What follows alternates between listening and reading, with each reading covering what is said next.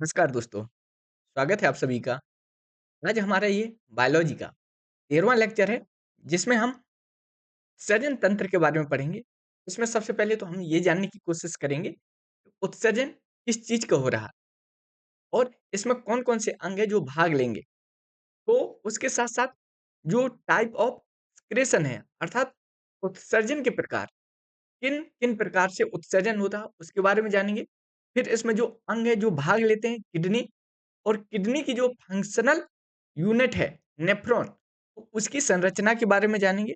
फिर जो मूत्र के निर्माण की क्रियाविधि है उसके बारे में जानेंगे और फिर हम ये जानने की कोशिश करेंगे कि जो ब्रेक अर्थात किडनी में जो रोग होते हैं वो कौन-कौन से हैं, उन सभी रोग के बारे में जानेंगे और फिर अंत में हम देखेंगे डायलिसिस ये कौन-सी प्रोसेस है, क्या है डायलिसिस उसके बारे में जानने की कोशिश करेंगे। तो सबसे पहले उत्सर्जन क्या है? उत्सर्जन देखिए, हमारी जो बॉडी है, वो नाइट्रोजन से युक्त बहुत सारी गंदगी है, जिसको यूरिन के द्वारा बाहर निकाला जाता है। तो हम उसको कहते हैं एक्सक्रेशन अर्थात मूत्र उत्सर्जन। इसमें जितने भी अंग भाग लेते हैं, उन सभी अंगों को मिलाकर, अंगों के समूह को हम क्या कहते हैं? उत्सर्जन तंत्र। उत्सर्जन क्या है? नाइट्रोजन युक्त गंदगी को बाहर निकालना। किसके थ्रू? यूरिन के थ्रू। वो उत्सर्जन कहलाता है और यह मूत्र एक्सक्रीशन कहलाता है और इसमें जितने भी अंग भाग लेंगे, उन समूह को हम क्या कहते हैं? उत्सर्जन तंत्र। देखिए, जो यूरिन है, यूरिन यूरिन में जो यूरिया है, नाइट्रोजन युक्त गंदगी है, वो बनती कैसे है? सबसे पहले जो हमारा शरीर है, यूरिया का निर्माण हमारी बॉडी नमो सॉरी अमोनिया बनाती है। वो अमोनिया किसके साथ? जो CO2 है, रेस्पिरेशन के थ्रू जो CO2 का निर्माण होता है, उसके साथ क्रिया करके। तो CO2 तो कुछ हम रेस्पिरेशन के थ्रू बाहर निकाल देते हैं, तो कुछ अमोनिया के साथ क्रिया करती है और किसका निर्माण करेगी? यूरिया और पानी का। और ये जो है दोनों यूरिन के थ्रू जब हम मूत्र करते हैं तो उसके थ्रू बाहर निकल जाता है, अर्थात एग्ज़िट हो जाता है। आपसे पूछे यूरिन में क्या-क्या चीज़ होती है? उसमें होती है यूरिया और पानी, दोनों से मिलकर ये यूरिन का निर्माण होता है। यहाँ देखिए, जो हमारा एक्सक्रीटरी सिस्टम है, उसमें कौन-कौन से अंग भाग ले रहे हैं? यहाँ पर देख लीजिए, ये तो है लीवर, लीवर जहाँ पर यूरिया का सॉरी NH3 का निर्माण होगा। सबसे पहले यहाँ देखिए, जब हमारी सेल माइटोकॉन्ड्रिया, सेल का जो हिस्सा होता है माइटोकॉन्ड्रिया, उसके बारे में हमने जब सेल के बारे में पढ़ रहे थे, वहाँ पर अच्छे से जाना था। माइटोकॉन्ड्रिया क्या है? ग्लूकोज और ऑक्सीजन को मिलाकर किसका निर्माण करेगा? ऊर्जा का। उसके साथ-साथ ये बहुत सारे वेस्ट प्रोडक्ट का भी निर्माण करता है। ये वेस्ट प्रोडक्ट किसके साथ? नाइट्रोजन के साथ अपक्रिया करता है। वेस्ट पदार्थ में क्या होता है? यहाँ पर CO2 भी होता है। तो ये जो वेस्ट पदार्थ है वो नाइट्रोजन के साथ क्रिया करके किसका निर्माण करेगा? NH3 का। ये NH3 भी वेस्ट प्रोडक्ट है, मतलब बेकार पदार्थ है। ये NH3 ज़हरीली होती है और ये वेस्ट है। इसको बाहर निकालना, बाहर कैसे निकालोगे? बाहर निकलती है मूत्र के द्वारा यूरिया के रूप में ही। अब यूरिया का निर्माण कहाँ होगा? जो ये वेस्ट प्रोडक्ट बना है ना, फिर हमारी सेल क्या है, इसको कहाँ डाल देगी? ब्लड वेसल्स में, अर्थात जो रक्त वाहिनियाँ हैं, वहाँ पर डाल देगी इस NH3 को। अब ये NH3 कहाँ पर जाएगी? लीवर पर, लीवर से जाकर मिलेगी। लीवर्स क्या करेगा इस NH3 को ग्रहण कर लेगा। अब इस NH3 का निर्माण किसमें होगा? यूरिया में। यूरिया में यूरिया बन जाएगी ये NH3 और ये NH3 जो यूरिया बनी है, यह भी ज़हरीली है और वेस्ट है, बेकार पदार्थ है। अब इसका क्या है? इसको फिर से कहाँ डाल दिया जाएगा? ब्लड वेसल्स में। अब फिर से यूरिया को ब्लड वेसल्स में डाल दिया गया। NH3 लिया ब्लड वेसल से और बनाया लीवर ने क्या? यूरिया और यूरिया को फिर से कहाँ डाल दिया? ब्लड वेसल्स में। इस पूरी स जो हमारी ये प्रोसेस हो रही है ना, इसको बोलते हैं यूरिया साइकिल या इसी को ऑर्निथिन साइकिल। अब ये यूरिया क्या है? इस साइकिल के थ्रू यूरिया बनी, अब ये जाएगी कहाँ से? किडनी से जाकर मिलेगी। किडनी में क्या है? इस पूरे ब्लड का प्योर होगा, मतलब इसको छाना जाएगा, किसके द्वारा? किडनी के द्वारा। और जो वेस्ट प्रोडक्ट था ना यूरिया, उसको एक्सट्रैक्ट कर लिया जाएगा, बाहर निकाल लिया जाएगा यूरिया। जो शुद्ध ब्लड है, उसको फिर से कहाँ? ब्लड वेसल्स में डाल दिया जाएगा। तो यहाँ से जो यूरिया जो बेस्ट प्रोडक्ट के रूप में थी, वो उसको छाना और को कहाँ? यूरिनरी ब्लैडर में डाल दिया गया। किसने ये काम किया है? ये यूरिया ने सॉरी ये किडनी ने काम किया यहाँ पर। यूरिया को बाहर निकाला किससे? ब्लड से और ब्लड को जो प्योर ब्लड है, उसको छोड़ दिया। यूरिया जो यूरिन है, वो उसमें यूरिया होती है, उसको निकाला किसने? किडनी ने और कहाँ डाल दिया? यूरिनरी ब्लैडर ने। अब जब ये यूरिनरी ब्लैडर जब पूरा भर जाएगा, तो किसके थ्रू? यूरेथ्रा के थ्रू ये बाहर निकाल दिया जाएगा। किसके रूप में? यूरिन के रूप में। यूरिन एक वेस्ट पदार्थ है, इसमें यूरिया बाहर निकलती है। ये हम मानव का उत्सर्जन तंत्र पढ़ रहे हैं। हमने कहाँ से शुरुआत की है? सेल से। सेल में NH3 का निर्माण हुआ, NH3 से फिर लीवर में जाकर इसका यूरिया का निर्माण हुआ, यूरिया को फिर से ब्लड वेसल्स में डाला और फिर ये जो यूरिया है कहाँ जाकर छनेगी? किडनी में। किडनी से फिर ये जो यूरिया है कहाँ भर जाएगी? यूरिन के रूप में। कहाँ? यूरिनरी ब्लैडर में। और ये जो यूरिनरी ब्लैडर है, जब पूरा पूर्ण रूप से भर जाता है तो हमें पेशाब की महसूसता होती है। महसूस होता है कि हमें अब पेशाब लगी हुई है और हम उसको यूरा यूरेथेरा के द्वारा बाहर निकाल देते हैं। और ये किस रूप में बाहर निकलती है? यूरिन के रूप में। और यूरिन में होता क्या है? यूरिया।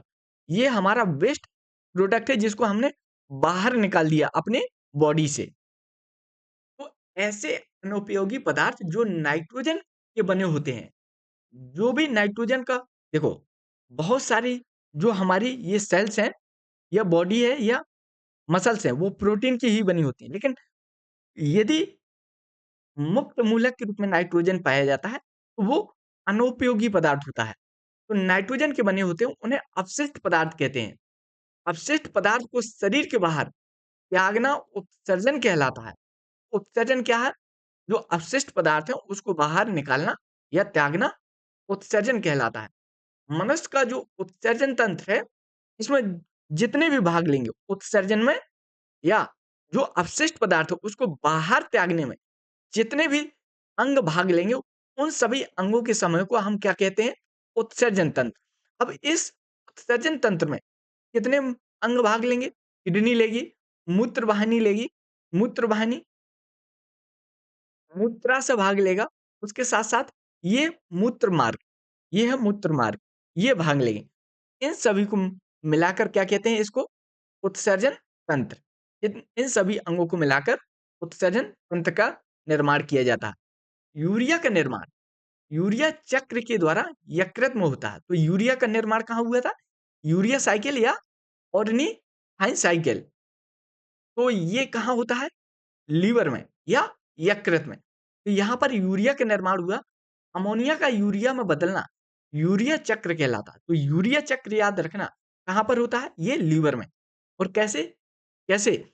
यूरिया का निर्माण कैसे होता है? अमोनिया के द्वारा। मूत्र का निर्माण किडनी में होता है। यहाँ पर मूत्र का निर्माण होगा किसके थ्रू? ये यूरिन जो वेस्ट पदार्थ था ना यूरिया, ये यूरिन के रूप में बाहर निकाला जाएगा। मनुष्य का उत्सर्जी पदार्थ यूरिया होता है, तो लास्ट में निकलता क्या है? यूरिया। इसलिए मनुष्य को हम क्या कहते हैं? यूरोपैलिक एनिमल।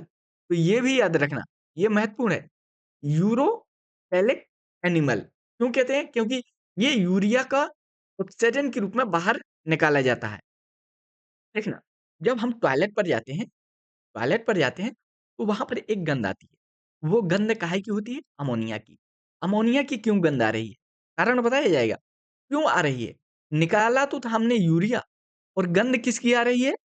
अमोनिया की। अमोनिया की क्यों आ रही है? क्योंकि जब यूरिया बाहर निकाल दिया, अब यूरिया का बैक्टीरिया विघटन करेंगे, मतलब उसके साथ क्रिया करेगा कौन? बैक्टीरिया। किसके साथ? यूरिया के साथ। और किसका निर्माण करेगा? अमोनिया का। इसलिए हमें टॉयलेट पर अमोनिया की गंध आती है। जो तीखी गंध आती है वो अमोनिया की गंध होती है। वो क्यों? क्योंकि हमने यूरिया के रूप में यूरिया के रूप में जो एक्सक्रीशन है वो बाहर निकाला, वेस्ट पदार्थ बाहर निकाला। अब ये जो यूरिया है, इस यूरिया पर बैक्टीरिया क्रिया करेगा और किसका निर्माण करेगा? अमोनिया का। और वही अमोनिया की हमें तीखी गंध महसूस होती है कहाँ? टॉयलेट में। अब यहाँ यदि आप केमिकल फ़ॉर्मूला देखना चाहते हैं कि NH2CO, NH2 का निर्माण कैसे होता है, अर्थात यूरिया का निर्माण कैसे होता है, ये यूरिया कहाँ जाएगी? किडनी में जाएगी, वहीं पर CO2 मिलेगा और किसका निर्माण करेगा? यूरिया का। जिसको फिर से बाद में ब्लड वेसल्स में डाल दिया जाएगा और जाएगी कहाँ? कहाँ? किडनी के पास जाएगी, जहाँ ये छन कर बाहर निकाला जाएगा। किसके द्वारा? मूत्र मार्ग के द्वारा बाहर निकाल दिया जाएगा। तो हम ये देखेंगे एक्सक्रीशन के बहुत सारे प्रकार हैं।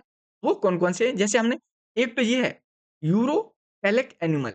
यूरोटॉयलिक भी एक प्रकार है और भी बहुत सारे प्रकार हैं जिसको हम आगे देखने जा रहे हैं।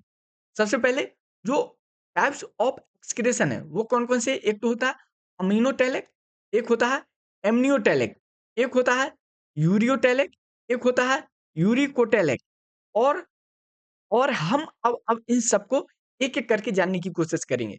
सबसे पहले जो पहला है अमीनोटैलिक। अमीनोटैलिक जो एक्सक्रीशन है, वो कहाँ होता है? किस जीव में होता है? वो जानने की कोशिश कर रहे हैं। ऐसे जीव जिसके यूरिन में अमीनो अम्ल उपस्थित होता है। हमारे में तो यूरिया होता है। जो ह मनुष्य का जो यूरिन होता है उसमें यूरिया होता है इसलिए हम उसे क्या बोलते थे? यूरियो सॉरी यूरोटैलिक एनिमल। जबकि कई ऐसे एनिमल होते हैं जिनके यूरिन में क्या होता है? अमीनो अम्ल। इसलिए हम इसे क्या बोल दिया? अमीनोटैलिक एक्सक्रीशन। ये जी सॉरी ये जीव समुद्र में पाए जाते हैं या नमक वाले पानी में पाए जाते हैं। ऐसे जीव जिनमें अमीनो अम्ल यूरिन के रूप में निकलता है, उसे हम अमीनोटैलिक कहते हैं। और ये जीव कहाँ पाए जाते हैं? या तो समुद्र में या नमक वाले पानी में पाए जाते हैं। जैसे उदाहरण की बात की जाए, जैसे स्टारफिश, ऑक्टोपस, सीपी या उसी को हम कहते हैं यूनियो, शार्कफिश या सी हॉर्स। ये ऐसे जीव हैं जो अमीनोटैलिक होते हैं, अर्थात इनके यूरिन में जो एक्सक्रीशन होता है, वेस्ट प्रोडक्ट बाहर निकाला जाता है यूरिन के थ्रू, उसमें क्या पाया जाता है? अमीनो अम्ल। अगला है एमनियोटैलिक, अर्थात ये ऐसे जीव होते हैं जिनके यूरिन में क्या होता है? अमोनिया। अमोनिया उपस्थित होता है। हमारे में अमोनिया नहीं होता। अमोनिया का निर्माण कौन कर रहा था? क्यों गंध आ रही थी? वो बैक्टीरिया उसका निर्माण कर रहे थे। लेकिन कई ऐसे जीव होते हैं जो अमोनिया के रूप में ही उत्सर्जन करते हैं। उसे हम कहते हैं अमोनियोटैलिक अमोनियोटैलिक जीव या अमोनियोटैलिक एक्सक्रीशन। तो ये ऐसे जीव होते हैं जो ताजे जल में पाए जाते हैं। ये नमक वाले पानी में या जल में नहीं पाए जाते हैं। उदाहरण की बात की जाए, केंचुआ, केंचुआ जब भी उत्सर्जन करेगा, तो उसके उत्सर्जन में या यूरिन में क्या पाया जाएगा? अमोनिया। अमेबिया जो अमीबा होता है वो, जितने भी प्रोटोज़ोआ हैं, वो फिश है, उसके साथ-साथ जो टॉडपोल है, जो कछुआ सॉरी जो मेढक होते हैं ना छोटा रूप, टोटपोल जो मछली जैसा दिखता है, एकदम बचपन में देखना जो पानी में मछली जैसा रूप दिखता है ना मेढक का, उसे हम टोडपोल कहते हैं। जब ये उत्सर्जन करता है तो उसके यूरिन में उत्सर्जन में अमोनिया होता है। इसके जो एक्सेप्शन है कछुआ, कछुआ भी एमनियोटैलिक होता है। अगला जो है वो है यूरियोटैलिक, यूरियोटैलिक, यूरियोटैलिक में तो हम ही आ जाते हैं या उसी को हम यूरोटैलिक कहते हैं। ऐसे जीव जिनके यूरिन में यूरिया का उपस्थिति होती है, उसे हम यूरियोटैलिक कहते हैं। जैसे mammals, cat, rat, bat, whale, whale एक मैमल्स है स्तनधारी, डॉल्फिन भी स्तनधारी है। ह्यूमन मनुष्य, वयस्क, उभयचर, जितने भी वयस्क, उभयचर हैं, वो के साथ-साथ फ्रॉग, फ्रॉग में यूरिया होता है, लेकिन जो फ्रॉग का बच्चा होता है ना, बच्चा, जो छोटा रूप होता है, उसमें होता है अमोनिया, इसलिए उसको हम एम्नियोटेलक कहते हैं। लेकिन जो वयस्क उभयचर हैं, वयस्क उभयचर हैं, उसमें क्या पाया जाता है? यूरिया। लेकिन एक्सेप्शन है, इसमें उसको नहीं जोड़ा जाएगा, कछुआ को तो यहाँ ये अमोनिया का सृजन करता है। अगला है यूरिकोटेलिक, ऐसे जीव जिसके यूरिन में यूरिक एसिड उपस्थित होता है। तो कई प्रकार हैं, कईयों में अमीनो एसिड निकलेगा, कई में अमोनिया निकलेगा, कई में यूरिया निकलेगा, कई में यूरिक एसिड निकलेगा। उसी के आधार पर ये वर्गीकरण किया गया है एक्सक्रीशन का। इनके उदाहरण की बात की जाए तो जितने भी पक्षी हैं, उनमें यूरिक एसिड होता है। जितने भी इंसेक्ट हैं, छोटे-छोटे जीव हैं, उनमें उनमें क्या होता है? Uric acid. उसके साथ-साथ जितने भी रेप्टाइल हैं, जैसे साँप वगैरह, वो उत्सर्जन में या यूरिन में क्या यूरिक एसिड का उत्सर्जन करते हैं। तो ये जो प्रकार हैं, कई जो हमने प्रकार देखे हैं, वो काहे के हैं? एक्सक्रीशन के प्रकार हैं। प्रत्येक को याद रखना कि अमीनोटेलक में यूरिन के रूप में क्या उत्सर्जन होगा, एम्नियोटेलक में यूरिन के रूप में क्या उत्सर्जित होगा और उनके उदाहरण भी याद रखना। यूरियोटेलक में और यूरिकोटेलक में उत्सर्जन क्या होगा और इसके जो उदाहरण है, वो जानने की कोशिश करना, याद रखना। तो एक क्वेश्चन बनता है सिंपल रूप में कि केंचुआ मिट्टी की उर्वरक क्षमता को क्यों बढ़ा देता है? क्यों? आखिर में क्या होता है कि जो केंचुआ है, जो मिट्टी की उर्वरक क्षमता बढ़ा देता है? उसका कारण है, हमने देखिए केंचुआ को कहाँ रखा था? अमीनो टैलेक में या ऐसा जीव था जो यूरिन में अमोनिया का उत्सर्जन करता है। अब ये अमोनिया क्या है? ये अमोनिया ही तो इसकी मिट्टी की उर्वरक क्षमता बढ़ा देता है। इसलिए केंचुआ ऐसा जीव है जो मिट्टी की उर्वरक क्षमता बढ़ा देगा। क्योंकि केंचुआ यूरेन के रूप में अमोनिया बनाती है, जिससे मिट्टी की जो उर्वरक क्षमता है, वो बढ़ जाती है। तो कारण जाना क्यों केंचुआ मिट्टी की उर्वरक क्षमता बढ़ा देता है? क्योंकि वह अमोनिया का उत्सर्जन करता है। अगला है जो प्रोसेस है एक्सक्रीशन की, कैसे-कैसे ये जो हमने हालाँकि ऊपर ठीक-ठाक समझने की कोशिश की है एक चित्र के द्वारा। जो एक्सक्रीशन है उसकी प्रोसेस क्या है, प्रक्रिया क्या है? सबसे पहले तो जो नाइट्रोजन वेस्ट होते हैं ना, वो नाइट्रोजन युक्त जो गंदगी होती है, वो काहे का निर्माण करेगी? वो करेगी NH3 का। ये NH3 का निर्माण कहाँ हो रहा था? सेल्स में। सेल्स में, ये देखो, ये सेल्स में यहाँ पर निर्माण होता था, फिर सेल्स कहाँ? इसको NH3 को कहाँ? ब्लड वेसल में डाल देती थी, फिर जा रही थी कहाँ? लीवर में, लीवर से फिर ब्लड वेसल्स में, फिर वो जाके कहाँ? किडनी के पास इसको छान लिया जाता था। तो यही प्रोसेस है जो हम फिर से जानने की कोशिश कर रहे हैं। यहाँ पर एक एंजाइम होता है जो भाग लेता है। देखिए, जब सेल्स में नाइट्रोजन युक्त गंदगी का निर्माण हो गया अर्थात NH3 का निर्माण हो गया। अब एक एंजाइम है, इस एंजाइम का नाम याद रखना, यूरिएज। ये यूरिएज भाग लेगा कहाँ पर? कहाँ पर? लीवर में। लीवर में एंजाइम भाग लेगा और NH3 प्लस CO2 दोनों मिलकर किसका? यूरिया का निर्माण कर देगा। तो यहाँ पर ये भी देख सकते हैं कि यहाँ पर जो यूरिएज है ना, यूरिएज, ये एंजाइम भाग लेता था, एंजाइम भाग लेता था। उसके उपस्थिति में ही इस यूरिया का निर्माण होता है। कहाँ? ये किडनी में वो लीवर में यूरिया का निर्माण होता है। अब ये कहाँ? ब्लड में डाल दिया जाएगा। अब किडनी का काम होगा। अब किडनी क्या करेगी? इस पूरे ब्लड को जो वेस्ट प्रोडक्ट है उसको बाहर करेगी फ़िल्टर करके ब्लड को अलग निकाल लेगी और जो यूरिया है उसको कहाँ किसके थ्रू? यहाँ पर जो ये है ना यूरेटर के थ्रू कहाँ? यूरिनरी ब्लैडर में डाल देगी। लेकिन यहाँ पर भी एक एंजाइम भाग लेता है। इस एंजाइम को हम कहते हैं रेनिन एंजाइम। तो इस एंजाइम का नाम याद रखना और ये इस एंजाइम का नाम याद रखना। दोनों कहाँ पर एक्ट कर रहे हैं या क्रिया कर रहे हैं, ये ज़रूरी है याद रखना। अब ये किडनी पर जो फ़िल्टर हो गया ब्लड का, और वेस्ट के रूप में क्या निकाला जाता है? Urea plus H2O। यूरिया और H2O दोनों को मिलाकर कहते हैं यूरेन। तो यूरेन में क्या-क्या होता है? यूरिया प्लस जो जल है, वो होता है। यहाँ पर एंजाइम को अलग से बताया गया है। ये दोनों ही एंजाइम तो थे जो भाग ले रहे थे। एक था रेनिन, या इसी को हम कहते हैं एंजियोटेंसिन, और दूसरा एंजाइम था, ये था यूरिएज। यूरिएज कहाँ कार्य करता था? लीवर में, जबकि जो रेनिन था वो किडनी में काम करता था। तो जो रेनिन की बात की जाए, यह एंजाइम किडनी से बनता था और किडनी पर ही एक्ट करता था। इसका कार्य क्या था? जो ब्लड है उसको फ़िल्टर करना और यूरिया को नेगेटिव कर देना, मतलब छान देना। इसके साथ-साथ रेनन का एक कार्य और हमने देखा था जब हम डाइजेशन के बारे में पढ़ रहे थे। उस समय जब रेनन बनता था ना, तो वहाँ पर मिल्क का डाइजेशन करता था। कौन? रेनन। तो रेनन का एक कार्य और क्या था? डाइजेशन ऑफ मिल्क, अर्थात मिल्क का डाइजेशन। और ये बचपन में ही ये रेनन एंजाइम बनता था।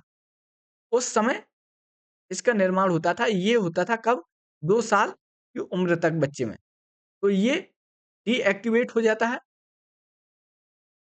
तो जो यहाँ पर जो ये रेनिन था ना, जो बचपन में बनता था, वो डीएक्टिवेट हो जाएगा, लेकिन जो किडनी वाला है, वो एक्टिव रहता है।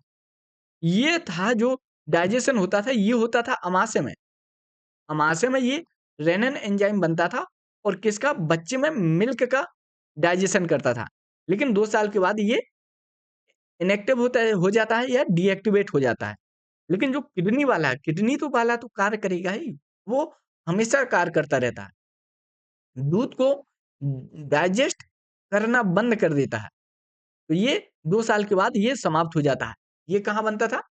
ये बनता था, ये जो रेनिन था ना, सॉरी, रेनिन है, ये चाइल्ड में, बच्चों में 2 साल की उम्र तक बनता था, कहाँ? अमाशय में। अगला एंजाइम था, जो यूरिएज था, ये कहाँ? लीवर के द्वारा बनता है और वहाँ पर किसका? यूरिया के निर्माण में सहायक होता है। तो इसका फंक्शन क्या है? यूरिया का निर्माण में सहायता करना।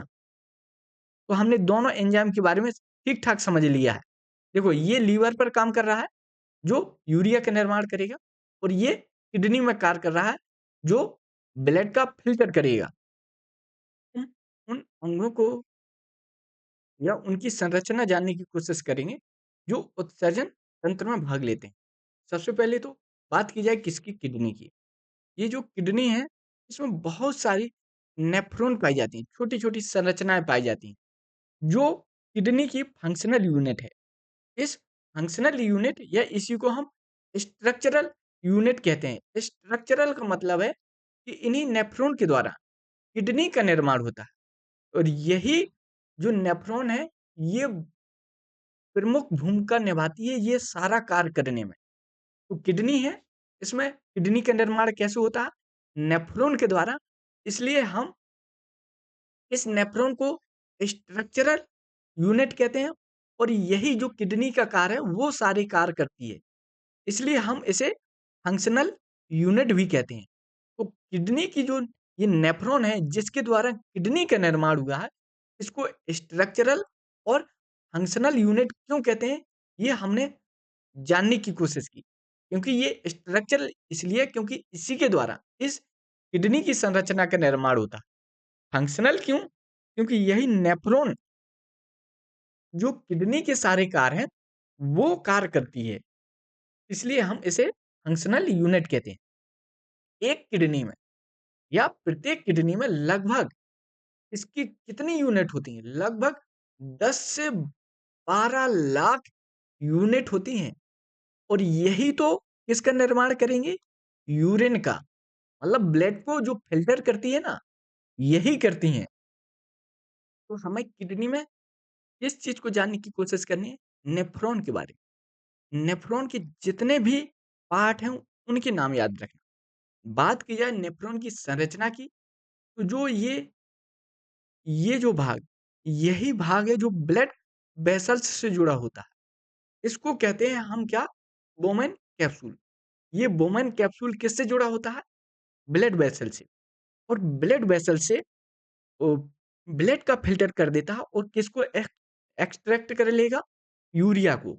और यूरिया का एक्सट्रैक्ट करके ये यहाँ से होते हुए यहाँ से यहाँ कलेक्टिव डक्ट के थ्रू कहाँ? यूरिनरी ब्लैडर में भेज दिया जाता है। समझ रहे हो? कैसे यूरिन का निर्माण होता है? कैसे ये नेफ्रॉन कार्य करती है? तो जो ये बोमेन कैप्सूल है, ये किससे जुड़ा होता है? ब्लड वेसल से। इसके जो पार्ट हैं उसको देखते हैं। ये जो वाला पार्ट है इसे कहते हैं नेक या गर्दन।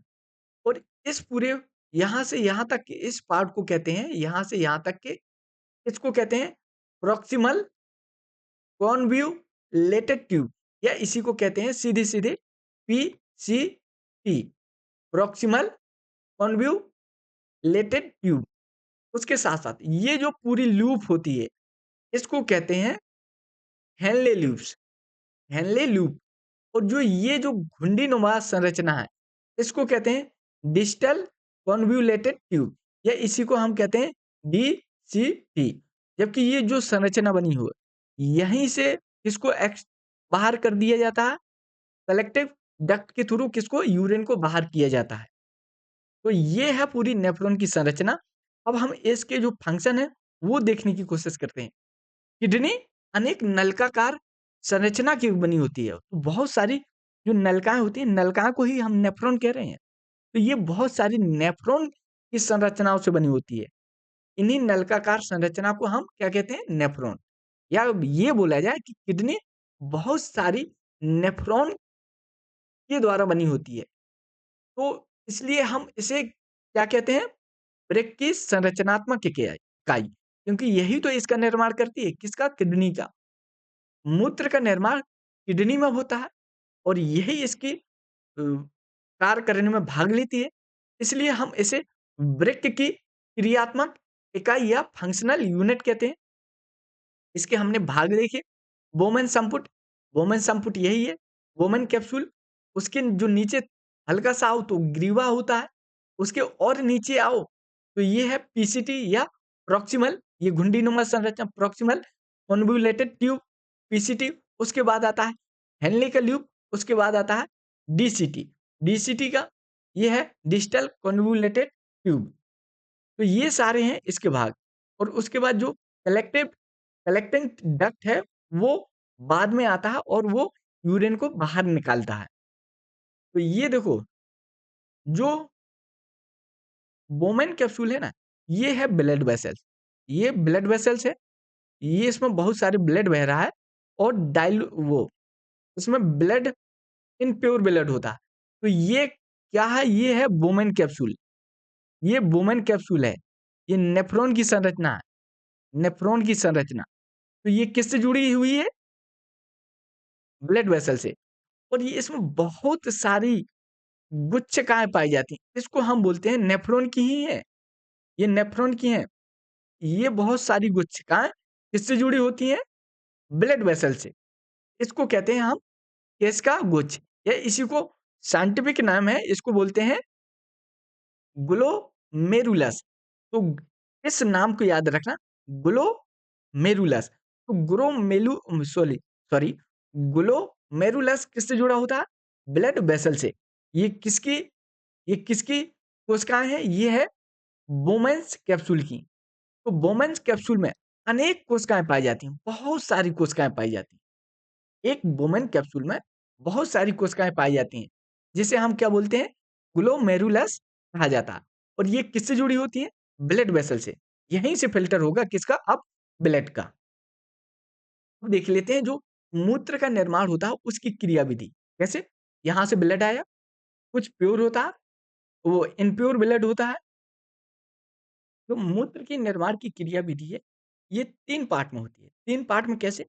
ये जो ब्लड वेसल से ब्लड आया, यहाँ पर जो छोटे स्मॉल वेस्ट प्रोडक्ट होते हैं ना, उसको यहाँ से ग्रहण किया जाता है। कहाँ से? वुमेन कैप्सूल से। वुमेन कैप्सूल से हमेशा स्मॉल वेस्ट प्रोडक्ट को ब्लड के साथ कलेक्ट किया जाता है। तो वो यहाँ से कलेक्ट किया स्मॉल को और यहाँ भेज दिया। उसके साथ-साथ जब ये ब्लड यहाँ ऐसे जाएगा, तो यहाँ पर जो इसके साथ जब हम स्मॉल वेस्ट प्रोडक्ट यहाँ से कलेक्ट कर रहे थे, तो यहाँ पर कुछ यूज़फुल मटेरियल भी साथ में आ जाता। उसको कहाँ छोड़ दिया जाता? ब्लड वेसल्स में। उसके साथ जब ये ब्लड वेसल से जो छोड़ा हुआ ब्लड होता है, यहाँ पर बड़े-बड़े जो वेस्ट लार्ज प्रोडक्ट होते हैं, बड़े-बड़े वेस्ट प्रोडक्ट होते हैं, वो ब्लड वेसल से यहाँ पर सीधे ग्रहण किए जाते हैं। तो तीसरी प्रोसेस यहाँ पर होती है। इस तीसरी प्रोसेस को कहते हैं हम श्रवण। पहली प्रोसेस को कहते हैं अल्ट्रा फिल्ट्रेशन या इसी को कहते हैं परानिस्यंदन। ये कहाँ होती है? वुमेन कैप्सूल से यहाँ छोटे-छोटे जो वेस्ट प्रोडक्ट होता है उसको अवशोषित किया जाता है, उसको अवशोषित किया जाता है। इसके साथ-साथ बहुत सारे जब इसको अवशोषित किया जा रहा होता है तो बेनिफिशियल मटेरियल यहाँ आ जाते हैं। तो उसको फिर क्या किया जाता? पुनर्अवशोषण। पुनर्अवशोषण का मतलब है ये जो इसके साथ जो यूज़फुल मटेरियल है वो आया उसको फिर से कहाँ? ब्लड वेसल्स में डालना। इसी को पुनर्अवशोषण कहते हैं। लेकिन अगली प्रोसेस है वो है सेक्रेशन। सेक्रेशन का मतलब है जो ब्लड वेसल्स में जो बड़े-बड़े लार्ज वेस्ट प्रोडक्ट रह गया था, वेस्ट लार्ज प्रोडक्ट उसको यहाँ से श्रवण किया जाता और कहाँ? फिर से जो नेफ्रॉन है उसमें डाल दिया जाता और यहाँ पर जितना भी निर्माण होगा, ये फ्लूइड ही यूरिन कहलाता। जितना भी ये होता और इसको कहाँ से कलेक्टिव डक्ट के थ्रू बाहर निकाल दिया जाता है। कहाँ पर? फिर बाद में वही यूरिनरी ब्लैडर में डाल दिया जाएगा। तो यहाँ देखिए, जो मूत्र का निर्माण है 3 पदों में होगा। एक तो होता है परानिस्यंदन अर्थात अल्ट्रा फिल्ट्रेशन, दूसरा होता है पुनर्अवसरण पुनः सॉरी पुनर्अवशोषण और तीसरा होता है श्रवण। यही तीनों है। अल्ट्रा फिल्ट्रेशन, रीअब्ज़ॉर्बेशन मतलब इसको फिर से जो बेनिफिशियल स्मॉल मटेरियल होते हैं उसको ब्लड में डाला जाता है। फिर होता है सेक्रेशन, इसमें बड़े-बड़े जो वेस्ट प्रोडक्ट होते हैं उसको कहाँ से? ब्लड वेसल से इसमें नेफ्रॉन में भेजा जाता है। तो अल्ट्रा फिल्ट्रेशन की बात की जाए, यह बोमेन कैप्सूल में होता है। ये बोमेन कैप्सूल के द्वारा ही होगा अल्ट्रा फिल्ट्रेशन। ये बोमेन कैप्सूल है, इसके द्वारा होगा किसका? अल्ट्रा फिल्ट्रेशन यहाँ पर। इसके इस पद में अनेक जो छोटे-छोटे पदार्थ होते हैं ना, अनुपयोगी और उपयोगी दोनों को ग्रहण कर लिया जाता है। तो उपयोगी और अनुपयोगी रक्त से निकल कर कहाँ नेफ्रॉन में आ जाते हैं। इन उपयोगी पदार्थ को जो ये उपयोगी है ना, उपयोगी पदार्थ, अनुपयोगी को तो यहीं छोड़ दिया जाएगा। कहाँ पर? यहाँ पर छोड़ दिया जाएगा। लेकिन जो उपयोगी है उसको कहाँ? यहाँ भेज दिया जाएगा। इसी को कहते हैं हम पुनर्अवशोषण। इस पद में जो छोटे उपयोगी पदार्थ नेफ्रॉन से निकलकर रक्त में भेज दिए जाते हैं। अगला जो पद है वो है तीसरा, श्रवण। इस पद में बड़े अपशिष्ट पदार्थ रक्त से निकलकर कहाँ? नेफ्रॉन में आ जाते हैं और ये तीनों पद संग्रह नलिका में जो संग्रह नलिका क्या है? यही तो है कलेक्टिंग डक्ट। यहाँ पर संग्रह नलिका में पूरे हो जाते हैं। इसलिए संग्रह नलिका में पाए जाने वाला द्रव्य ही मूत्र कहलाता है। यही है एक्सक्रीशन प्रोडक्ट। जो यहाँ पर जो कोशिकाएँ पाई जाती है ना, यहाँ पर कोशिका जो झिल्ली होती है वो काहे की बनी होती है? प्रोटीन या वसा की। वो हमने जब अच्छे से पढ़ा था जब हम सेल्स के बारे में पढ़ रहे थे। यहाँ और देख लो, ये जो ब्लड वेसल्स आई है, ये धमनी होती है। ये इसी को हम क्या कहते हैं? एरोटा, महाधमनी है। महाधमनी में ब्लड रहता है, यहीं से ब्लड को कहाँ? नेफ्रॉन में भेजा जाता है। ये स्मॉलेस्ट यूनिट है किसकी? किडनी की। तो वही है जो हमने ऊपर प्रोसेस पढ़ी। आप इस चित्र को देख सकते हैं। इन सबको देखने की कोई ज़रूरत नहीं। चाहे तो एक बार पढ़ लेना बस।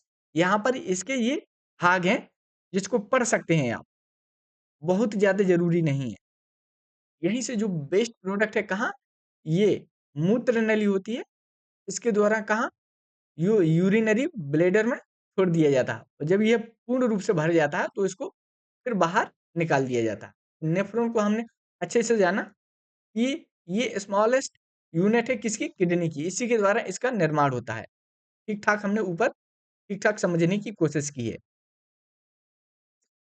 स्टडी ऑफ किडनी, जो हमारी किडनी है उसके अध्ययन को कहते हैं हम नेफ्रोलॉजी।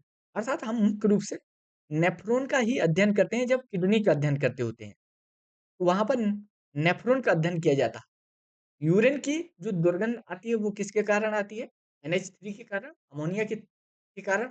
वो हमने जाना क्यों आती है?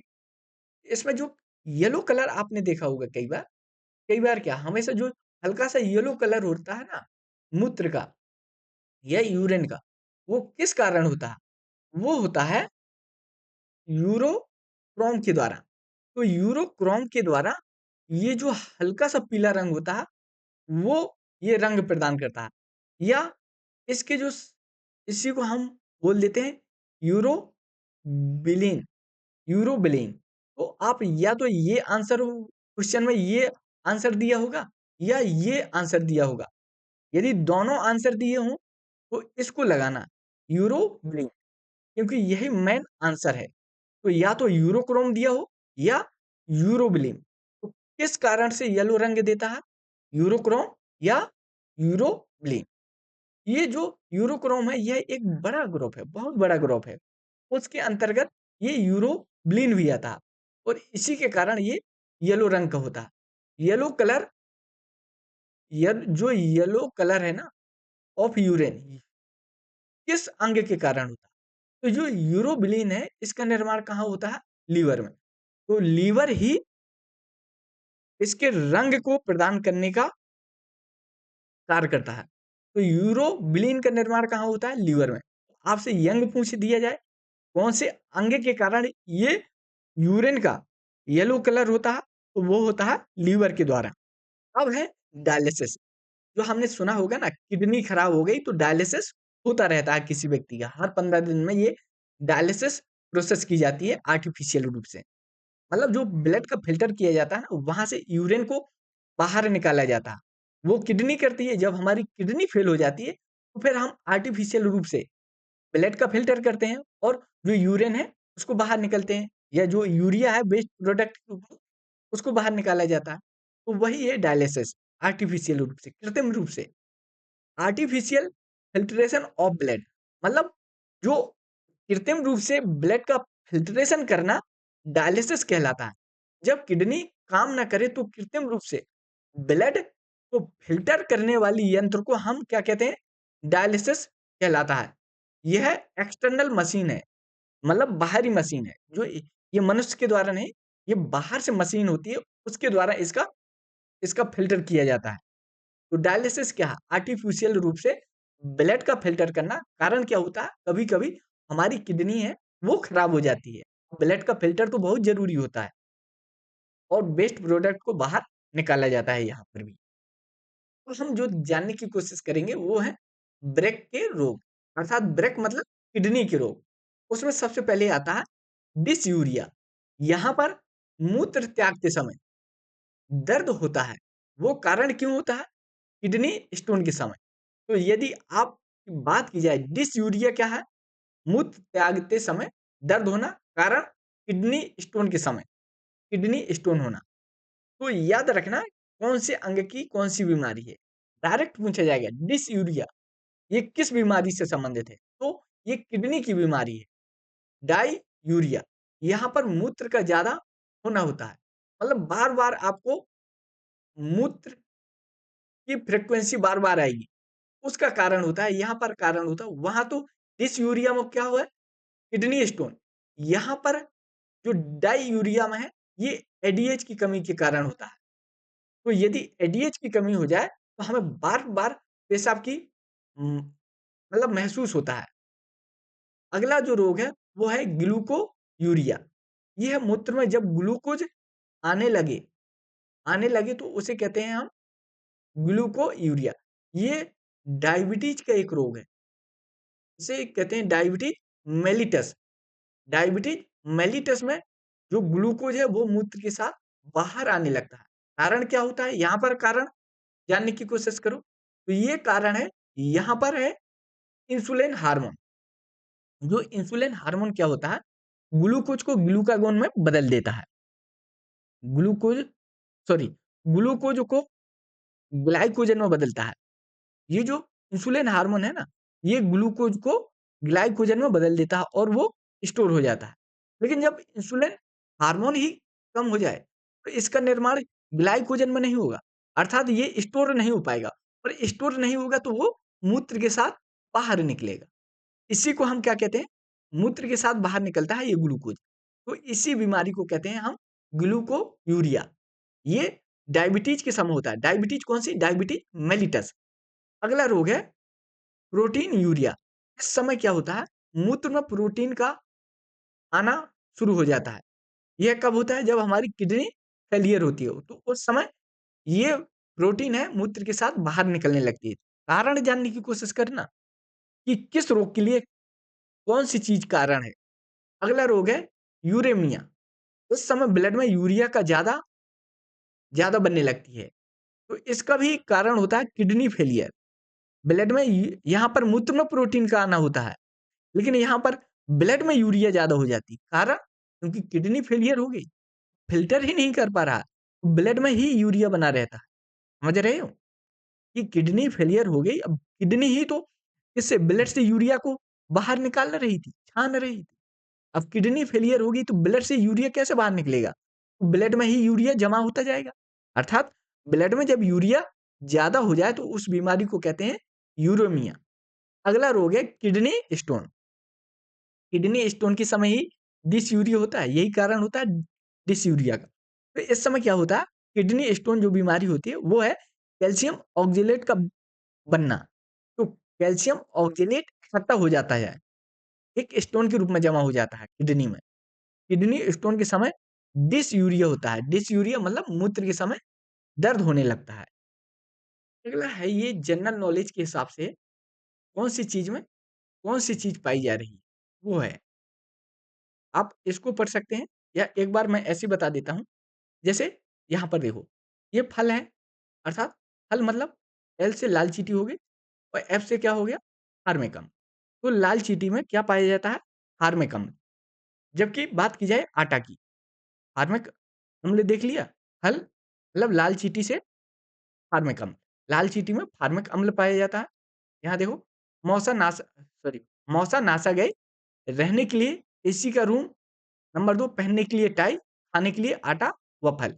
यदि इसको रट लेंगे तो हो सकता है ये सारे के सारे याद रह जाएँ या वैसे भी याद रह जाएगा। तो टमाटर में कौन-सा अम्ल पाया जाता है? ऑक्जेलिक अम्ल। तो आटा से टा से टमाटर, आ से ऑक्जेलिक अम्ल। अगला है टाई, मतलब इमली में कौन-सा अम्ल पाया जाता है? टार्टरिक अम्ल। टी से इमली, टा से टार्टरिक। एसी, एसी मतलब सी में सिरका या इसी को हम विनेगर कहते हैं। इसमें कौन-सा अम्ल पाया जाता है? एसिटिक अम्ल। मौसा मतलब सा, सा से सेब, सेब में कौन-सा अम्ल पाया जाता है? मैलिक अम्ल। नासा, सा मतलब सिट्रिक अम्ल। यहाँ पर सा से लिया था सेब, तो इतना अंतर तो देखना पड़ेगा, थोड़ा तो लॉजिक लगाना पड़ेगा। नासा, सा से सिट्रिक अम्ल या इसी को हम साइट्रिक एसिड कहते हैं। इसमें कौन से फल में पाया जाता है? ये पाया जाता है नींबू में। अगला बात की जाए, जो हमने ऊपर देखा था ना, कौन से एनिमल की जो यूरिन में कौन सी चीज़ निकलती है, तो जो हमने मैमल से देखे थे या एम्फीबिया देखे थे, उनमें जो उत्सर्जन होता है, उत्सर्जी पदार्थ, उसमें क्या निकलता है? यूरिया। ये सीधी-सीधी है। इसीलिए हम इसे कहते हैं यूरोटेलेकम, जो यूरोटेलिक एनिमल। जबकि फिशिज़ जो मछलियाँ वगैरह होती हैं, उसमें क्या निकलता है? उत्सर्जन पदार्थ में अमोनिया। इसलिए हम इसको अमोनोटेलिक कहते हैं। हालाँकि ऊपर थोड़ी स्पेलिंग गलत थी।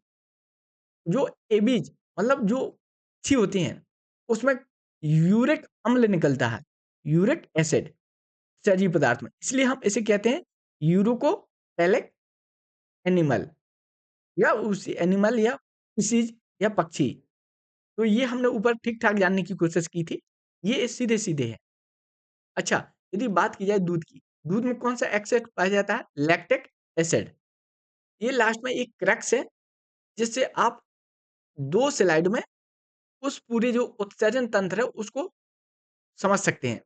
यूरिया का निर्माण कहाँ होता है? लीवर में। यूरिया चक्र या इसी को हम कहते हैं ऑर्निथिन साइकिल के द्वारा ये इसका निर्माण किया जाता है। अमोनिया, NH3 व CO2 दोनों मिलकर किसका निर्माण करते हैं? यूरिया का। हमने ऊपर देखा, उत्सर्जन तंत्र में किडनी भाग लेगी, किडनी अंग साथ में आता है, मूत्र वाहिनी आती है, मूत्रा से आता है और मूत्र मार्ग। तो उत्सर्जन तंत्र में कौन से अंग होते हैं, इसको भी याद रखना। किडनी, मूत्र वाहिनी, मूत्राशय, मूत्र मार्ग। मनुष्य का जो उत्सर्जी पदार्थ होता है, वो होता है यूरिया। हमने यूरिया अच्छे से बहुत बढ़िया से जानने की कोशिश की थी। क्यों यूरिया? उत्सर्जी जो पदार्थ है, वो जो यूरिया यदि क्षरण करे तो उसे कहते हैं हम यूरियोटेलिक, यूरियोटेलिक जानवर, या उसी ये किस्म होता है मैमल्स वगैरह में या एम्फीबिया में। यूरिक अम्ल यदि उत्सर्जित करे, उसको कहते हैं हम यूरिकोटेलिक जानवर। ये रेप्टाइल्स में होता है, एबीज में होता है और कीट में होता है। जबकि बात की जाए, यदि अमोनिया का उत्सर्जन करे तो उसे कहते हैं हम अमोनोटेलिक जानवर। ये किस में होता है? फिशिज में या जलीय जीव में। इन तीनों में अमोनिया सबसे ज्यादा जहरीला होता है। जो अमोनिया है ना, ये वाला, तो जो फिशिज होते हैं ना, मछलियां, इनमें अमोनिया का उत्सर्जन होता है, सबसे ज्यादा जहरीला होता है। इसलिए इसके उत्सर्जन के लिए अत्यधिक मात्रा में पानी की आवश्यकता होती है। तो पानी की अत्यधिक मात्रा में आवश्यकता होती है, इसलिए जब भी ये उत्सर्जन करता है, जब भी ये उत्सर्जन करता है तो पानी बहुत ज़्यादा, पानी के साथ बहुत ज़्यादा उत्सर्जन करता है। जबकि यूरिक अम्ल व यूरिया कम जहरीले होते हैं। तो यदि बात आपसे पूछ ली जाए, यूरिया, यूरिक अम्ल और अमोनिया में सबसे ज़्यादा जहरीला कौन होता है? सबसे ज़्यादा अमोनिया। ये कम जहरीले होते हैं। ये कम जहरीले होते हैं, इसलिए उत्सर्जन उत्सर्जन के लिए कम मात्रा में पानी की आवश्यकता होती है। बात की जाए यूरिन, जो हमारा मूत्र होता है, उसमें उसका पीएच मान कितना होता है? पीएच मान होता है 6.4 है। अर्थात ये किसके साइड जा रहा है? 7 से कम है तो ये एसिड की ओर जा रहा है। इसमें यूरिया कितनी होती है? 2.3%। इसमें जल कितना होता है? लगभग 95%। 95% यूरिया, याद रखना, 2.3%। जबकि बात की जाए, इसमें क्रिएटिन कितना होता है? 0.0 सॉरी 0.1%। जबकि इसमें जो यूरिक अम्ल, यूरिक अम्ल कौन? ये रेप्टाइल एबीज वगैरह निकाल रहे थे। हम मनुष्य भी, लेकिन बहुत कम मात्रा में यूरिक एसिड निकालते हैं। कितना? 0.03%। इसके साथ-साथ और भी पदार्थ होते हैं। जो हमारा इसका जो येलो रंग होता है वो किसके कारण? यूरोक्रोम के कारण। तो यूरोक्रोम, और हमने उस एक अलग से जो रंग प्रदान करने के लिए जो पदार्थ था उसके बारे में भी जाना था।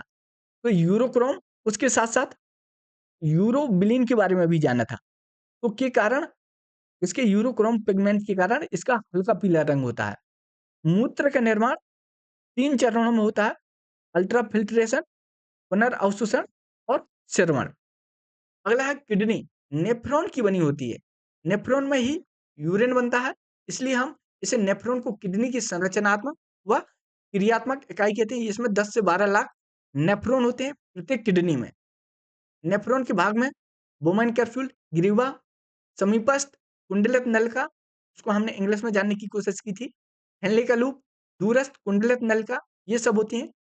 किडनी स्टोन की बात की जाए तो ये कैल्शियम ऑक्जेलेट की बनी होती है। प्रोटीन, यूरिया की बात की जाए, मूत्र में प्रोटीन का अत्यधिक मात्रा में हो जाना। ग्लूकोमिया, मूत्र में ग्लूकोज का होना। हेमेटूरिया, अर्थात मूत्र में रक्त आरबीसी का होना, ये रोग है। डिसयूरिया, मूत्र त्यागते समय दर्द होना। यूरेमिया, रक्त में अत्यधिक यूरिया का होना। गठिया रोग, यूरिक अम्ल की अधिकता होना। डायलिसिस या अपवहन, किडनी खराब होने पर कृत्रिम किडनी के द्वारा, कृत्रिम मतलब जो आर्टिफिशियल किडनी होती है, मशीन होती है, कृत्रिम किडनी कहते हैं मशीन को, अपशिष्ट पदार्थों को बाहर निकाला जाता है। द्वितीयक उत्सर्जी अंग की बात की जाए, या इसी को कहते हैं सहायक उत्सर्जी अंग। ये होते हैं नाइट्रोजन युक्त अपशिष्ट पदार्थ, जैसे यूरिया, यूरिक अम्ल, तो किडनी से उत्सर्जित होते हैं। शरीर में बचे अन्य अपशिष्ट पदार्थ जो नाइट्रोजन के नहीं बने होते हैं, उन्हें दूसरे अंगों से उत्सर्जित किया जाता है। इन्हें द्वितीयक उत्सर्जी अंग कहते हैं। तो फर्स्ट तो कौन हो गया? किडनी। जिससे जो नाइट्रोजन युक्त अपशिष्ट पदार्थ हैं, उनका उत्सर्जन किया जाता है। किसके द्वारा? किडनी के द्वारा। और नाइट्रोजन युक्त उत्सर्जी पदार्थ के अलावा और भी बहुत सारे अपशिष्ट पदार्थ होते हैं, जिनका उत्सर्जन अन्य अंग के द्वारा मतलब किडनी के अलावा अन्य अंग के द्वारा उत्सर्जन किया जाता है। उन्हें हम द्वितीयक उत्सर्जी अंग कहते हैं। जैसे उदाहरण की बात की जाए, द्वितीयक उत्सर्जी अंग में कौन-सा आएगा? स्किन आएगा। यहाँ से पसीना के रूप में अनेक अपशिष्ट पदार्थ बाहर निकाले जाते हैं। लंग्स आएगा, फेफड़े, यहाँ से CO2 को बाहर निकाला जाता है। ये भी उत्सर्जी पदार्थ है। यकृत, लीवर, यहाँ से जो बाइल है ना, बाइल के द्वारा अनेक अपशिष्ट पदार्थ शरीर से बाहर निकाले जाते हैं। तो ये हो गए द्वितीयक उत्सर्जी अंग। तो ये जो 2 स्लाइड है ना, इससे पूरी की पूरी किडनी और उत्सर्जी जो उत्सर्जन तंत्र है, उसको समझा जा सकता है। मतलब बाद में जो रिवीजन करने के लिए ये बहुत महत्वपूर्ण है। तो ये था उत्सर्जी अंग और उत्सर्जी तंत्र, जिसमें हमने उत्सर्जी तंत्र के बारे में बेहतर रूप से समझने की कोशिश की। इससे बाहर एग्ज़ाम में एक भी क्वेश्चन नहीं जाएगा, इस बात की गारंटी है। और हाँ, यदि आपको ये वीडियो अच्छा लगा तो प्लीज़ इसको लाइक करें और इस चैनल को सब्सक्राइब करें और अपने दोस्तों तक भेजें, ताकि मुझे भी थोड़ा मोटिवेशन मिले। वीडियो देखने के लिए धन्यवाद। Thank you.